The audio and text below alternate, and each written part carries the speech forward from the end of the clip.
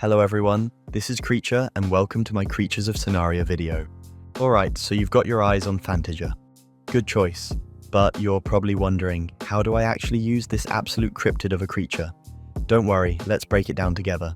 Before we begin, please comment down below which creature you'd like me to cover next, and be sure to subscribe so you don't miss it. Phantejer is a tier 5 glider, which means it's huge, heavy, and definitely not fitting through any doorways. But it also means it brings some wild advantages to the battlefield. Here's where Phantejer really starts flexing. First off, this thing is tanky.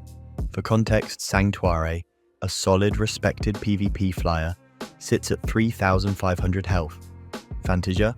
Yeah, it rolls in with 7,000. That's not big, that's I'm a fortress. Its weight is also no joke, which helps it shrug off hits from a lot of smaller meta creatures. And while tier 5 flyers are basically the sloths of the skies, Phantejer is on the pretty fast for a refrigerator side of things. It can outrun other tier 5s when it really needs to reposition or apply pressure. But the real spice comes from its status effects. Phantejer spreads disease like it's handing out Halloween candy. Bite something? They get disease. Something bites you? They get more disease. Add the cursed sigil effect, which tosses extra random debuffs into the mix, and suddenly you're not just fighting, you're conducting biological warfare. On top of that, Phantejer heals fast, and because it's fully immune to bleed, your region never gets shut down. You're also immune to disease yourself and resistant to even more statuses, so any creature trying to outstatus you is basically signing its own health bar's eviction notice. To top it off, you get Keen Observer, which lets you see enemy HP bars, perfect for deciding when to go full aggression or when it's time to nope out. Okay, so here's the part where reality drops in. Phantejer may be fast for a tier 5 flyer, but that's kind of like saying a turtle is fast for a rock. Anything smaller than you is basically gone the second they decide they've had enough. Stamina is also a big problem.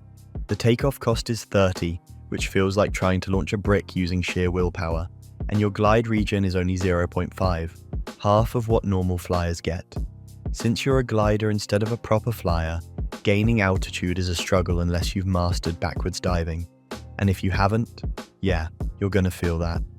Then there's the hitbox. You are huge, and that makes you a magnet for Wing Shredder.